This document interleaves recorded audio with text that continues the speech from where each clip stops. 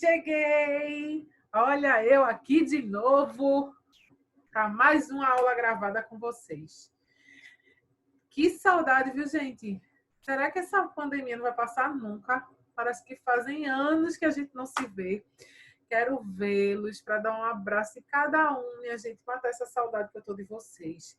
Adoro esse contato com vocês me perguntando, dizendo que não entenderam e eu repito, mas enfim.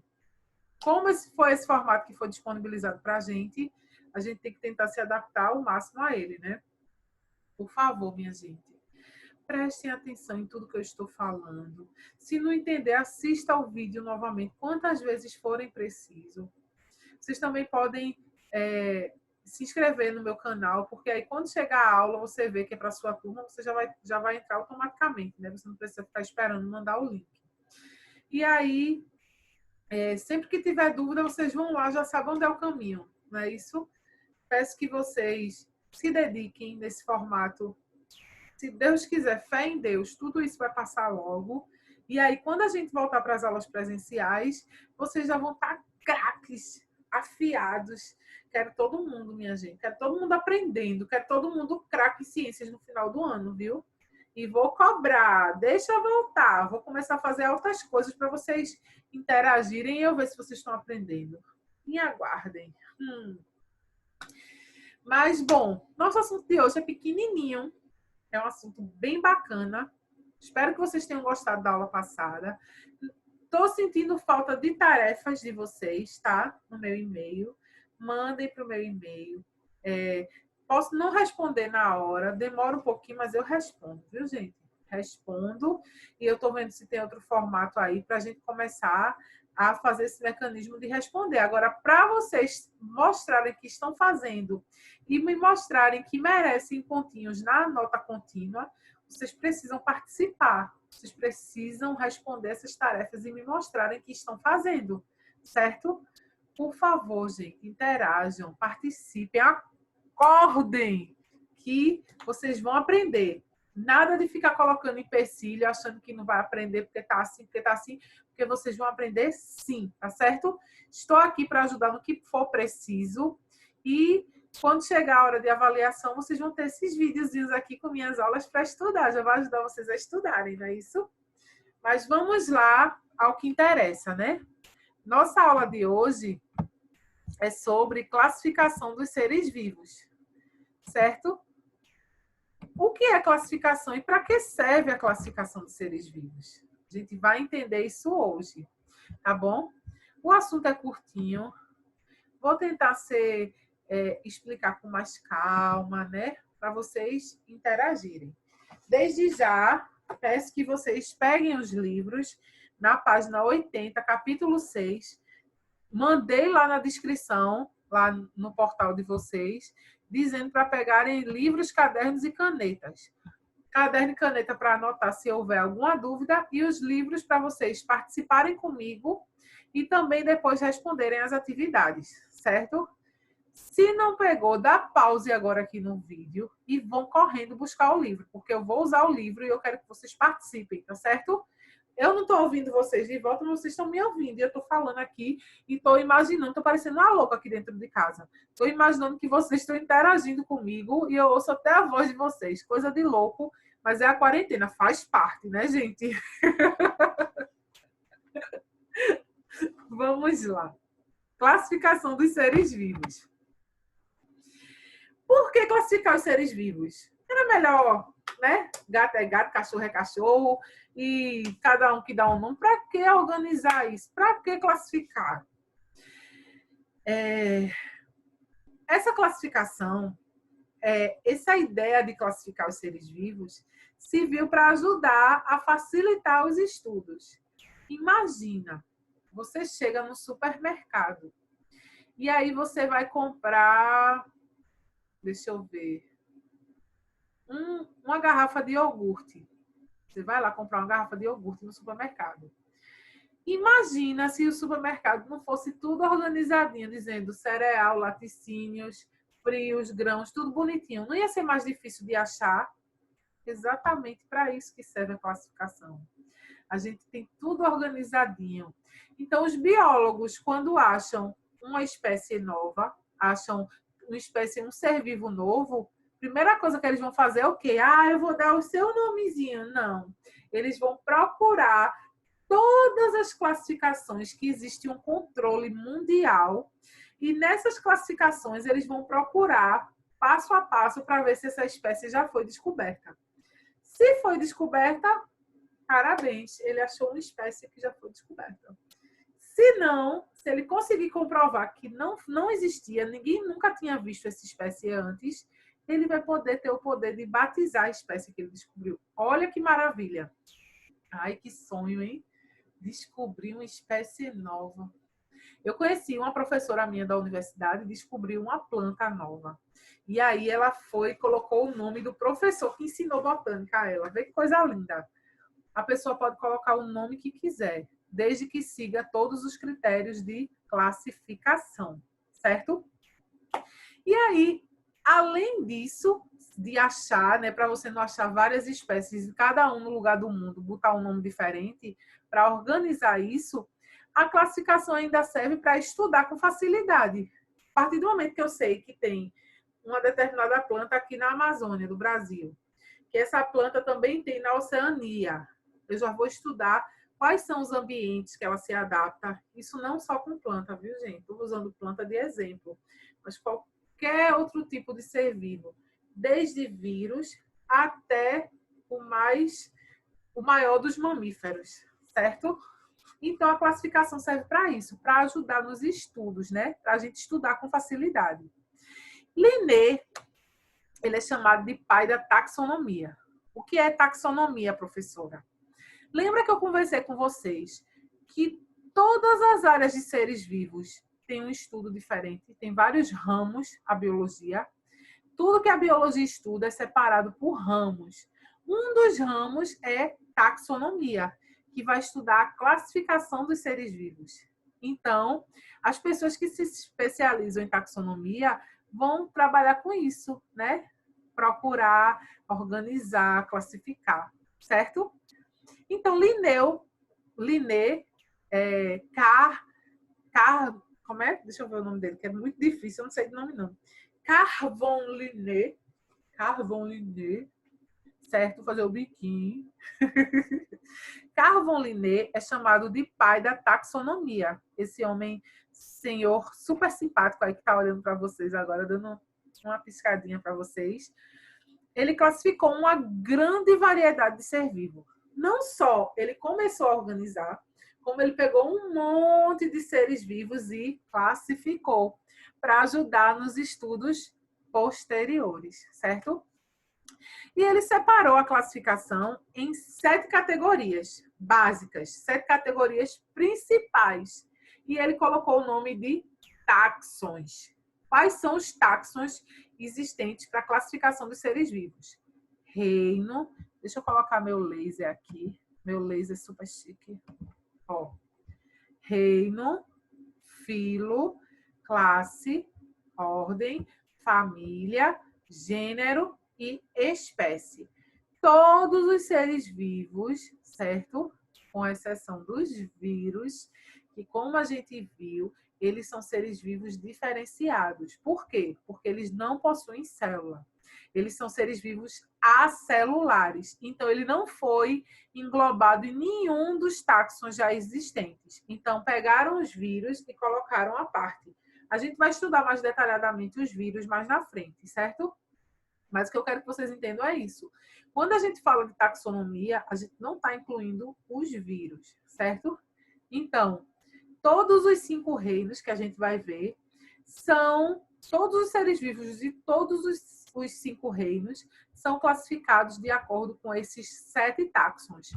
Reino é o táxon maior, e aí filo vai descendo a escadinha até chegar em espécie, que é o último, é o mais específico. Aí aqui no livro de vocês, na página 81, tem especificando tudinho aí, ó. De espécie até domínio, que é antes do reino, que eu não coloquei aqui porque não faz parte dessas 7 categorias, certo? Espécie, aqui, ó. Vamos fazer da direita para a esquerda. Categoria mais específica. Os indivíduos são da mesma espécie quando possuem características ausentes em outras espécies. Então, quando possui características específicas neles, nesse grupo, então eles são considerados espécies. Além disso, os integrantes de uma mesma espécie podem cruzar, originando descendentes férteis em condições naturais. Como assim? Se os seres vivos estão agrupados, a gente observou, e eles são idênticos, eles possuem as mesmas manias, eles possuem as mesmas características, eles possuem as mesmas diversidades, certo? Tudo está agrupado nesse grupo. E além disso, eles podem se cruzar e gerar um descendente fértil em condições favoráveis, porque existem seres vivos estéreis, né? Aqueles que não podem procriar, não conseguem se reproduzir. Mas aqueles que conseguem se reproduzir geralmente são da mesma espécie. Agora, eles se reproduzem e vão gerar descendentes férteis. Ou seja, se reproduzindo, o filhote, se for fértil, né, se não acontecer da natureza fazer com que seja estéril, ele vai se reproduzir novamente com outro e aí vai gerar outro ser vivo fértil. Exemplo, 2 cachorros, mesma espécie. Cruza 2 cachorros e vai gerar o quê? Um cachorro novo. Se eu pego esse bebê cachorro quando ele crescer e junto com outro bebê cachorro que cresceu de outra pessoa, os 2 cruzarem, a fêmea e o macho, vai gerar outro cachorro e aí vai gerando descendentes férteis. Isso quer dizer que são da mesma espécie. Aí, professora, quer dizer que só seres vivos da mesma espécie podem cruzar? Não. Um exemplo são os híbridos. O que são híbridos? Deixa eu ver se consigo colocar isso aqui sem que vocês se confundam. Descobriu-se animais que não eram da mesma espécie, mas eram do mesmo gênero. Então, eles vêm aqui, ó, tudo igual, aí vai para filo, tudo igual, vai para classe, tudo igual, vai para ordem, tudo igual, vai para família, tudo igual, vai para gênero, e aí o que diferencia um do outro vai ser a espécie. Mas descobriu-se animais com gêneros diferenciados, o mesmo gênero, mas com espécies diferenciadas, que eles cruzavam e geravam descendentes. Como assim? O leão e o tigre, eles são do mesmo gênero, mas eles se diferenciam na espécie. E aí descobriu-se o filhote do leão com o tigre, ou da leoa, do leão com a tigresa, ou da leoa com o tigre. Gera o tigreon ou o ligre. Se vocês colocarem aí, vocês vão achar o vídeo. Eu queria colocar aqui disponível, mas como já é vídeo, se essa aula fosse ao vivo, talvez eu conseguiria um vídeo para vocês. Mas se vocês colocarem aí no YouTube espécies híbridas, vocês vão ver cada cruzamento bizarro de animais do mesmo gênero que produzem espécies de espécies diferentes, certo? Um exemplo que eu falei é o ligre. Agora existem vários outros. A mula. Coloquem aí que vocês vão ver depois. Quando terminar essa aula, vocês veem. E aí, tirando essa exceção, que depois também descobriu-se que os híbridos, alguns, podiam gerar descendentes férteis, mas isso aí é pela parte de biologia que a gente vê, que eu já falei para vocês. Biologia a gente afirma, mas pode vir outro e tirar essa afirmativa, porque a gente está falando de ser vivo. A partir do momento que tem vida, pode evoluir, pode mutar, e aí muda tudo, certo, gente? Mas em condições naturais, espécies são seres vivos que se juntam, podem cruzar e gerar descendentes férteis em condições naturais, certo? Depois da espécie vem o gênero, que está no livro de vocês, página 81. Sabe o que eu acho interessante? Quando eu começar a ler aqui, vocês leem comigo. Aí vocês vão sentir como se a aula fosse ao vivo, não é legal? Vamos tentar isso? Gênero.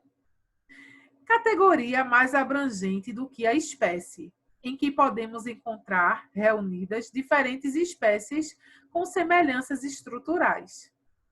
Família. Corresponde à reunião de diferentes gêneros. Ordem. De uma forma mais abrangente, tem-se como ordem o conjunto de famílias semelhantes. Classe, conjunto de ordens. Filo, conjunto de classes. Reino, conjunto de filos. E domínio, que está aqui, categoria recente e mais ampla, foi incluída agora há pouco, por isso que eu não incluí aqui, certo? Correspondendo ao conjunto de reinos unidos. São 3 os domínios: árquea, bactéria e eucária, sendo os 2 primeiros procariontes e esse último eucarionte. Então, nós somos eucariontes. Eucariontes são os seres vivos que possuem célula com carioteca, certo? A célula possui núcleo organizado. Se possui o núcleo organizado, é chamado de eucarionte. Se não possui o núcleo organizado, vai possuir o material genético da célula dentro do citoplasma solto lá. Se acontece isso, ela é chamada de célula procariótica. Então, as árqueas e a bactéria são exemplos de células procarióticas. Então, dividiram em árqueas procarióticas, bactérias procarióticas e eucária, que são eucarióticas, certo? Mas os principais são esses 7. Então, um grupo de espécie forma um gênero. Um grupo de gênero forma uma família. Um grupo de famílias forma uma ordem. Um grupo de ordens forma uma classe. Um grupo de classe forma um filo. E um grupo de filo forma o reino. E quantos são os reinos, tia Amanda? 5 reinos. Cabe na palma da nossa mão, certo? Aí eu coloquei aqui um exemplo de taxonomia. Aqui, ó, o domínio, tá vendo? Eucária, nesse caso. Aí o reino, nesse caso, o reino animalia, né, que são animais aqui. O filo, chordata, que eles possuem coluna vertebral. Aí já tirou borboleta, já tirou.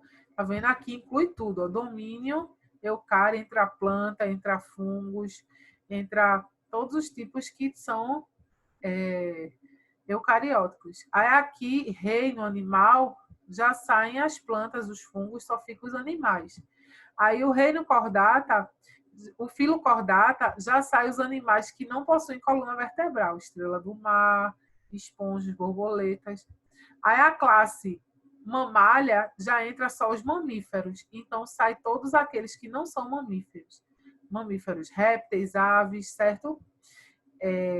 Ordem carnívora, já saem os animais herbívoros, que se alimentam de plantas.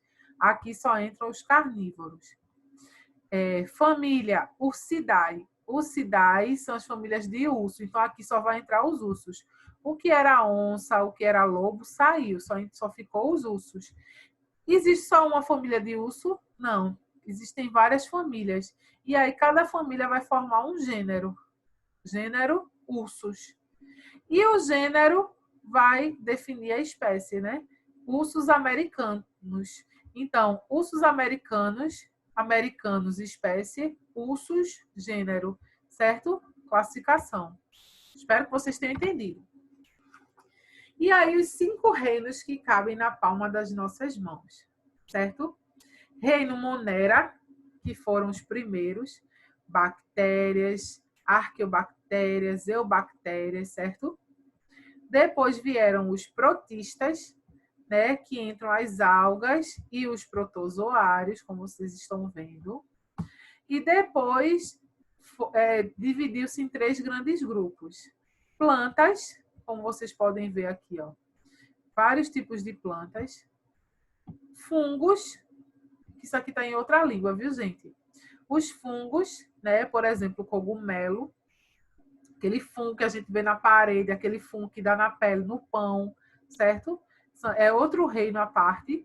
E o reino animalia, que entra todos esses animais que a gente conhece, certo? Aí Linneu organizou regras para fazer essa nomenclatura, para essa classificação ficar correta, né? E aí ele fez, vou organizar regras para todo mundo seguir essa receita e sempre as coisas dar certo. E realmente as coisas deram muito certo. Então, o nome científico é composto por duas palavras em latim e essa nomenclatura é chamada de binominal. Por quê? Porque possuem duas palavras. Tem que ter dois nomes, certo? Então, por isso se diz que é binominal, certo? Nomenclatura binominal.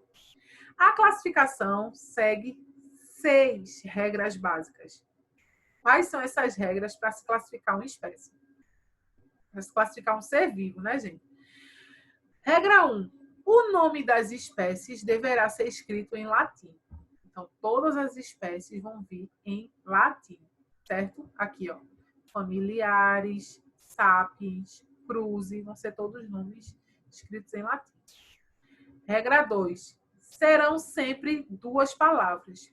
Binominal, dois nomes. A primeira vai indicar o gênero. Aqui, todas essas primeiras vão indicar o gênero. E a segunda, a espécie. Regra número 3. O gênero escreve-se com a inicial maiúscula. Trypanosoma, Homo, Canis. Só a primeira letra do gênero vai ser com a letra maiúscula. Todo o resto vai ser com a letra minúscula, certo? A segunda palavra, a espécie, sempre terá inicial maiúscula. A regra 6 derruba a regra 4. Só que isso é exceção. Qual foi essa exceção que abriram? Né? Abriram uma exceção. Se parava aqui nessa quinta. Mas aí disseram, tem que abrir uma exceção, gente. Aí, deixa eu ler logo essa 6. Caso o nome da espécie homenageie alguém, poderá ser escrita maiúscula. Então, cruzi foi homenagem ao cientista que descobriu esse ser vivo. Então, pode-se colocar com a letra maiúscula.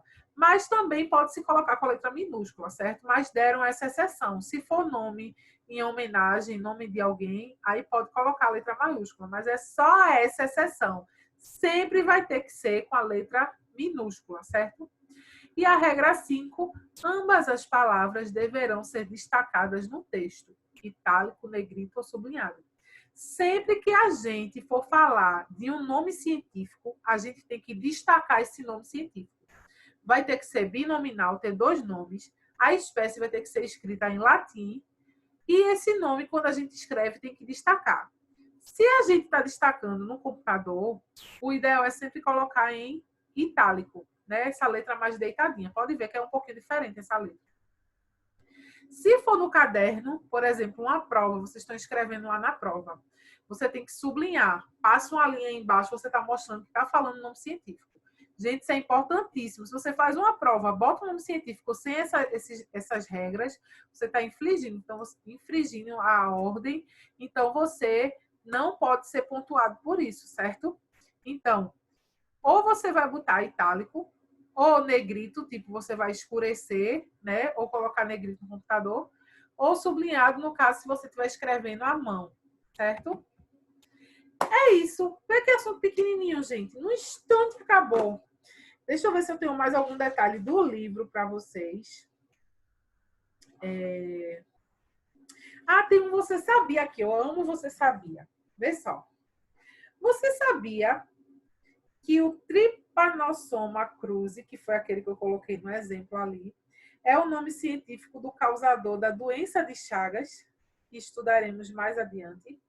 O cientista Carlos Chagas, ao descobrir esse protozoário, resolveu homenagear o seu grande mestre, Oswaldo Cruz. Então, Trypanosoma, que é o nome do gênero, e o cruzi é em homenagem a Oswaldo Cruz. Ele nem pensou nele, Carlos Chagas. Agora, a doença, ele botou doença de Chagas em homenagem a ele, né? Ele fez Ninguém é de Ferro. Mas, deixa eu voltar aqui. Quando ele descobriu o protozoário que causava a doença, antes de se aprofundar para estudar a doença, ele fez, eu vou homenagear o meu grande professor, que nem aquela minha professora que eu falei, que homenageou o professor dela também. Porque ele é um cientista. Imagine, gente, um cientista muito famoso, que faz várias coisas. E aí, esse cientista ensinou para você tudo que você sabe. Aí, de repente, você descobre uma coisa que esse cientista nunca conseguiu. Estão entendendo? Aí o que é que ele fez? Homenageou esse cientista. Imagina a emoção do mestre ao receber essa homenagem, que deve ter sido tremenda, né? Isso. E aí ele fez essa homenagem. Aí aqui estão as atividades, certo? Tá, tem um textinho aqui falando. Gente, se vocês tiverem aí paradinhos, vão ler esses textinhos, muito interessantes, certo? Eu não tenho como destacar na aula, porque nossa aula é muito curta, então eu tenho que correr. Mas vocês podem fazer isso, certo? Aí a atividade, eu vou dar uma explicadinha, já que foi curtinha, eu vou dar uma explicadinha nessa atividade, para que vocês façam sozinhos. O ideal é que vocês já façam agora essa atividade, né? E explique o benefício trazido à ciência pelo livro Sistema Naturae, de Linné. Então, aqui, no começo do capítulo, está falando um pouquinho, né? Do Sistema Naturae, que foi o livro que Linné escreveu. Aí está pedindo aí o benefício que esse livro trouxe. Coloque em sequência as categorias taxonômicas em ordem crescente. Crescente é da direita para a esquerda, certo? Eu fiz da esquerda para a direita. E não esqueçam do domínio, tá bom? Aí aqui tem o nome científico da girafa e você vai dizer se está escrito corretamente. Será que está escrito corretamente? Observe aí. Né? E se não tiver, eu acho que não está, né? Se não tiver, vocês vão e escrevem corretamente aí do lado, certo?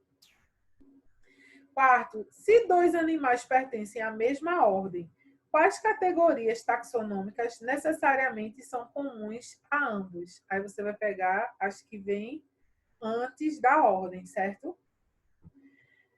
Quando se escreve o nome científico do cão doméstico, o cão doméstico se chama esse aqui, ó. Canis familiares é o cachorro, o cão doméstico. Homo sapiens somos nós. E Trypanosoma cruzi é o protozoário causador da doença de Chagas. E o lobo, aí tá aqui, Canis familiares é o cão doméstico. E o lobo, Canis lupus. O que se percebe que esses dois animais têm em comum e o que há de diferente quanto à classificação taxonômica. Você vai dizer qual a diferença. Aí eles deram os nomes, porque através do nome você vai conseguir decifrar qual é esse problema. Muito interessante essa questão. E aí as outras estão bem pequenininhas. Gente, 2 páginas de exercício vocês fazem agora com os pés nas costas. Tão fácil que tá. Certo? E espero que vocês tenham aprendido. O meu objetivo é que vocês aprendam sempre. Não quero que vocês guardem dúvidas, tá certo? Gosto muito quando vocês me dão um feedback bom. Gostei de Jennifer. Jennifer tá de parabéns, viu? Você interagiu comigo, você mostrou o que entendeu, o que não entendeu. Isso é maravilhoso para um professor. Peço que vocês demais interajam, mostrem para mim que vocês estão se esforçando, estão estudando. Não só para mim, mas para todos os professores, porque a gente tá segurando uma barra muito pesada, gente, para mudar toda a nossa estratégia de ensino, que a gente está acostumado a preparar uma aula, usar o quadro, né? Usar o livro de vocês, tirar dúvida lá na hora, corrigir questão quando dá, quando pode, lá na sala de aula. De repente veio uma enxurrada. Eu sei que para vocês devem estar muito difícil também para se adaptar a tudo isso, né? Conseguir se concentrar estando em casa, muito difícil. Quem tem irmãos também, pequeno principalmente, é mais difícil ainda. Mas se dediquem, façam a parte de vocês, que a gente está aqui disposto para ajudar vocês. Agora vocês têm que corresponder e mostrar para a gente que vocês querem estudar, tá certo, gente? Os pais de vocês fazem tudo por vocês. Retribuam a eles, estudando, dando notas boas para eles. Porque eu sou mãe e eu posso dizer que o maior presente é ver que o meu filho está estudando, está se dedicando para ser alguém no futuro. Certo, meus amores? Morrendo de saudade que eu tô. Tô sentindo falta de muitos alunos que estão ausentes nas minhas aulas, não estão me enviando atividade, não estão interagindo comigo. Prestem atenção, minha gente. Façam a parte de vocês, tá bom? Beijinhos da titia. A titia está morrendo de saudade e não vê a hora de dar um abraço em vocês. Falo isso, repito, porque é a verdade, tá dentro do meu coração, tá certo? Beijo, gente, e até a próxima aula. Tchau, tchau.